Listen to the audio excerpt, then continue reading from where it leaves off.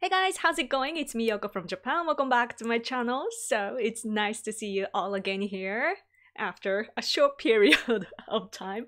So thank you so much for answering my questions in my last video. I read all the comments there, so I really appreciate it. Reading your comments made me wanna mention a few things. So as I go through your comments, what occurred to my mind is once again how Trump changed America and the world. In my opinion, the world needs to evaluate Trump administration way higher. Of course, Trump administration did contribute a lot in the Middle East towards the end. But me coming from Asia, what I think all the time, as you guys know, is the shift of their policy onto China. Before Trump became the president, America was fighting against terrorism, but when Trump became the president, he quickly ended the war against terrorism, and since then America's policy has been against China mainly. By that, Donald Trump actually brought America together into one,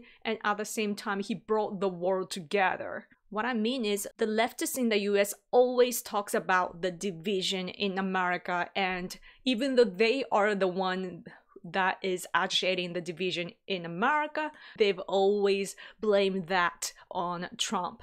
But the reality that I'm seeing is that through Donald Trump shifting the focus onto China and their hegemony, what I see is that American conservatives or the people on the right side and those leftists that really care about human rights came together. Do you notice that? Like regarding the Asian situation, there were bipartisan bills that were passed in the US. It's like both working together, cooperating, right? And that's no division because Donald Trump pointed out all the problems in China, and at the same time, you know, because of Obama administration, China was like, yeah, we can do anything. And so they expanded a lot more. And so things were escalating, and Trump administration pointed that out, and the both right and left were cooperating, except for like very extreme left. Except for those people, I can see that Americans sharing the same value and same kind of sense towards CCP-led China. And because of that, the Europe woke up, right? Europe is always like doing business with China because it's so far away and they don't really care. That's my impression.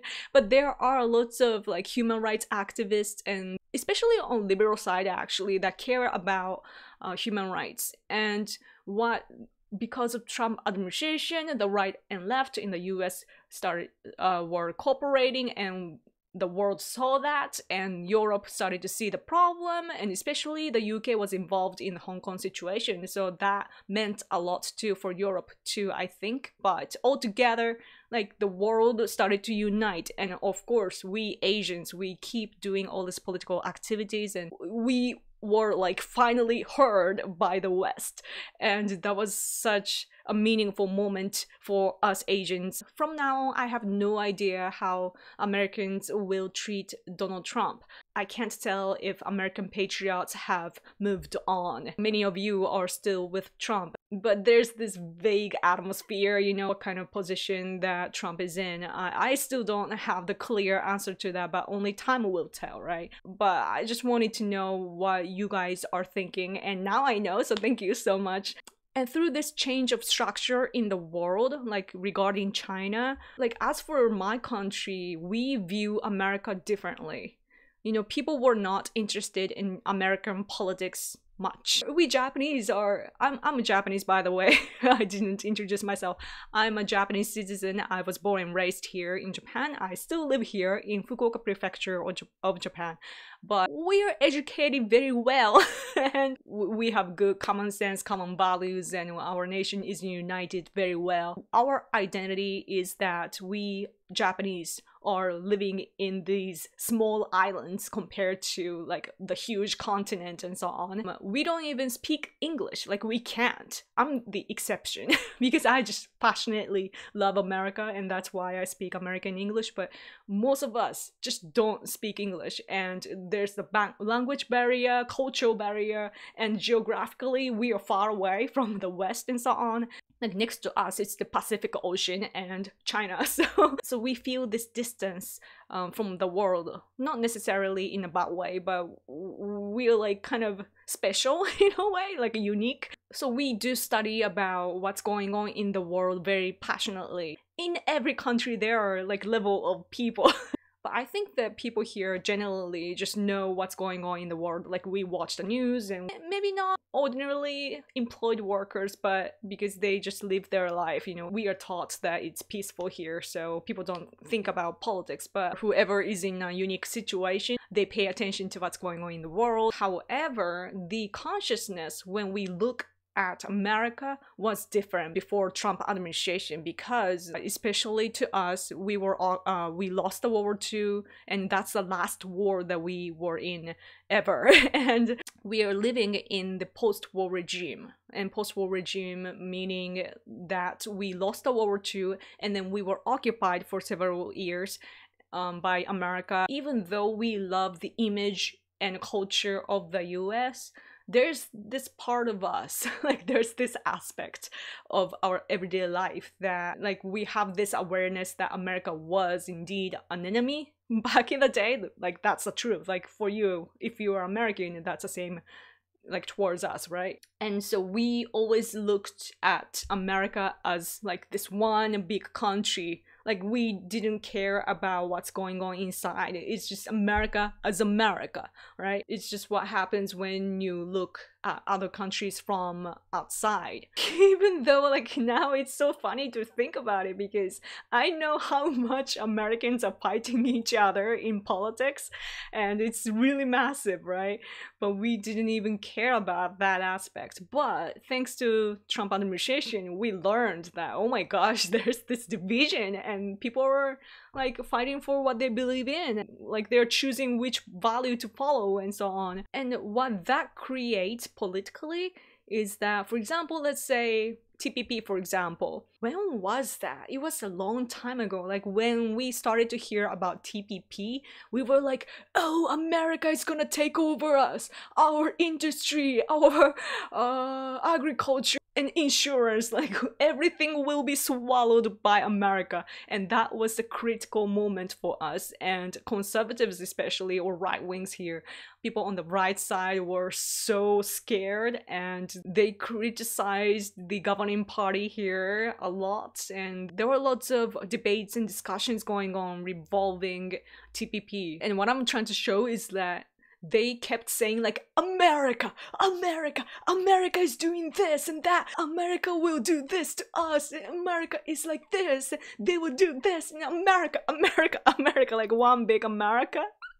But because Donald Trump is such a fresh air and he just points out everything, right? And so then we started to realize that, like, we knew that there are arguments about gun control and birth control and all the controls, including political correctness and so on, but we didn't realize, like, the majority of us. Of course, there are people that know a lot about things, but like generally speaking, we didn't know what was going on in the US. But through Donald Trump, we learned. And so again, we feel close to America because we realize that there are our allies inside of America, and a lot of us are seeing that the structure, especially America, it's very close to our society. To be precise though, I think Japan is ahead in this nightmare because, again, we were occupied by your country if you're from America, and we were enemy at the time. So the policies that America imposed back then were made to destroy us socially, to take over us.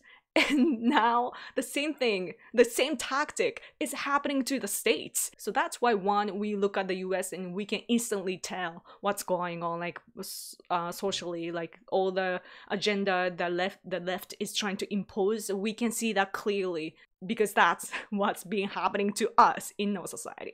And two, we are learning that we can get connected, you know, especially in Japan. There's this guy that established this amazing network called JCU. Japan Conservative Union, and that's the counterpart of ACU in America, the CPAC people. So that's one example, but you know, it's conservatives uniting together across borders, like in Japan and America. And then through that, Asian conservatives are uniting ACU and JCU people. They are finding like minds in the world, so Brazil and Europe and so on. The network is expanding, and I feel like the timing was great to build that network internationally, and I'm hoping that they will find more and more allies. Me, by the way, I'm a human rights activist actually, even though I'm on the right side. I'm a conservative here in Japan, but against CCP and their expansion and dictatorship, we, like my husband and I, we actually have alliance with those human rights activists that are on the left side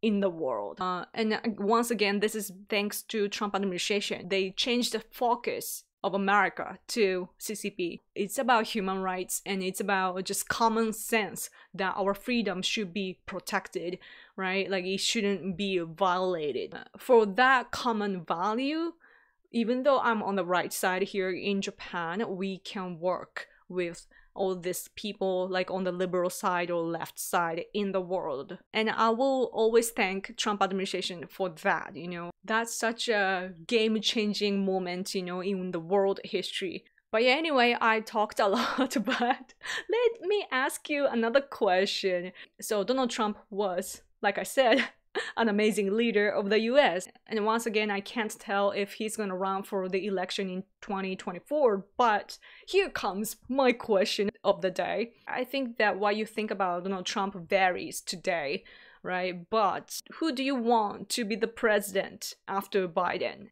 Nikki Haley is popular, I heard, but I don't know how she is seen now due to her criticism against Trump. I personally would push Candace Owens. I hope I'm pronouncing it right. Like, she would be somebody that the left can never attack.